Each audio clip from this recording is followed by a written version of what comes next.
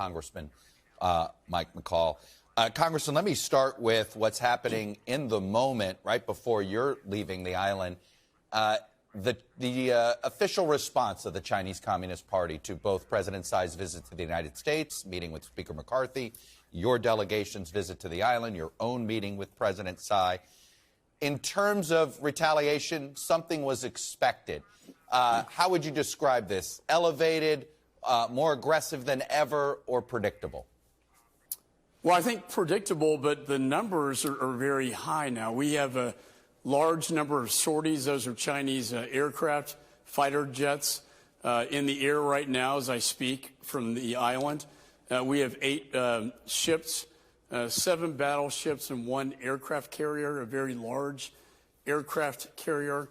And this is in response to President Tsai's trip to the United States, but also our delegation's visit to Taiwan and with President Tsai. This is an intimidation tactic that they're known for. The size of this one is quite large, one of the largest ones we've seen. But it's not going to intimidate us. Right. We have every right to be here to meet with President Tsai, and it actually strengthens our resolve. The Taiwanese themselves seem to be downplaying this. Look, you've got a firsthand look. How would you assess their defensive capabilities right now? They're not where they need to be. If we're going to have deterrence for peace, we need to get these weapons into Taiwan.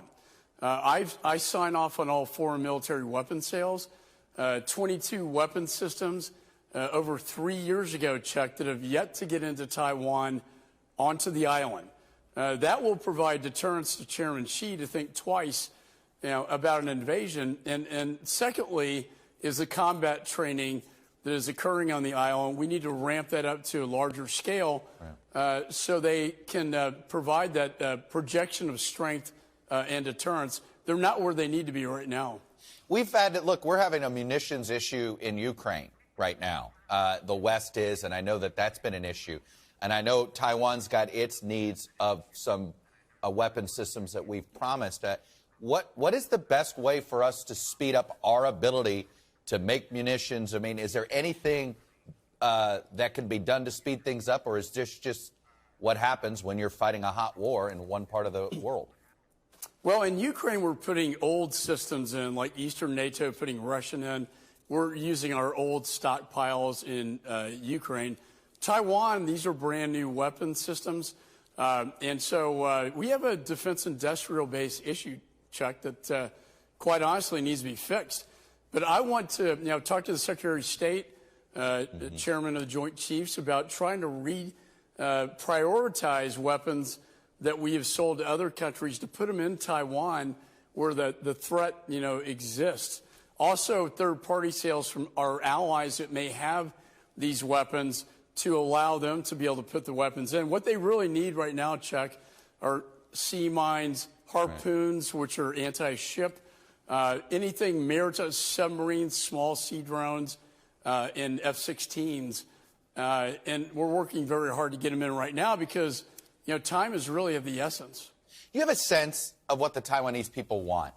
And I say that in that we know sort of what China did before it took over Hong Kong, there was always a sense that, a lot of people in Taiwan wanted some sort of relationship with mainland China that was negotiated, that was sort of respectful. Is that what they still want, or do they think some sort of military confrontation is now going to be inevitable? Well, they don't want a military confrontation. We certainly don't want that. I think after Hong Kong, it was a wake-up call for the people of Taiwan. President Tsai, we spoke with her today. That obviously helped her in her re-election. But I also think Putin's invasion into Ukraine was an eye-opener, right? It woke up the Taiwanese people that now you're seeing what we haven't seen since World War II, and that is dictators invading sovereign territory and getting away with it. So Putin in Ukraine, wake-up call here. Chairman Xi in his addresses to his Congress about wanting reunification of Taiwan to China, I think they're very nervous. Now, there's a political debate here. The two different parties, one party wants to talk to China. President Tsai's party does not want to be a part of China. And I think the next elections in next January are going to be extremely important, because I do believe with the former President Mao in China right now, China's going to try to influence this next election and take over the island without a shot fired. Make the basic case for why Americans not only should care about what happens in Taiwan, but should be willing to spill American blood and treasure to defend Taiwan. Nobody wants that. I think the deterrence is key here. We traveled to Japan, South Korea. We are in Guam. We're meeting with our allies, our partners here, if you will. They don't have a NATO in the Pacific, but they do have partners. We want to make sure that they are ready and supportive of the United States and Taiwan.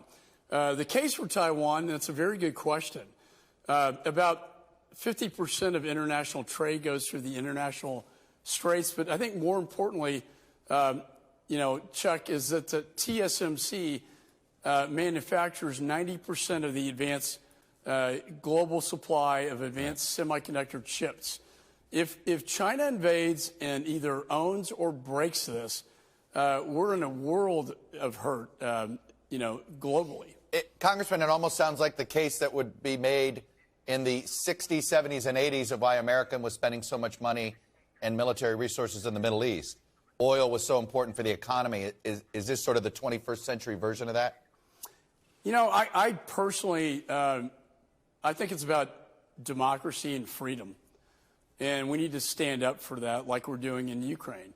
And if we don't do that, the other island nations are going to be threatened by Chairman Xi, who wants to restore imperial China. The way I look at it, my father's generation, World War II, you now have these two dictators, largest invasion in Europe, and now the biggest threat to the Pacific that we've seen since World War II. We have to stand up for these people and for our principles as well. But we don't want American troops there, and that's why the deterrence, I think, right now, Chairman Xi has to understand that it's going to cost him more to invade than not to, both militarily and economically, and his global standing on the world stage. I want to play something that Speaker McCarthy said, because it seemed to at least shift a perception of where he is on the issue of Ukraine. Let me play it. I think what's happening in Ukraine is an atrocity, and I think Ukraine, not just Ukraine, the world has to win there. What Russia has done is wrong. In a phrase that I use, a blank check, I use that for anything. I look at every dollar of taxpayers that we would use, but the one thing I know that in Ukraine we have to win, because it also would save Taiwan at the same time. Are you reassured now, and should President Zelensky be reassured that House Republicans are not going to stand in the way of more aid to Ukraine? I traveled with Kevin, Speaker McCarthy, to Poland, Romania. He's always believed this, felt this way. When you're over here, Chuck, when you talk to, and I've talked to the prime ministers and the presidents of Japan, South Korea, Taiwan, what's happening in Ukraine will determine what happens in Taiwan and the Pacific. I think the Prime Minister of Japan going down to Ukraine to signal their support, and he said himself, what happens in Ukraine today will happen in the Far East tomorrow. I believe the best deterrence to Chairman Xi is a failure for Putin in Ukraine. I have one political question for you. I know this is a very bipartisan trip. Really, there's been, not about partisan politics, and I know that's the message that's being sent. The Republican Party's had a rough week. Your party here, while you've been overseas, you've had the former president's indictment. You had what happened to the conservatives in Wisconsin.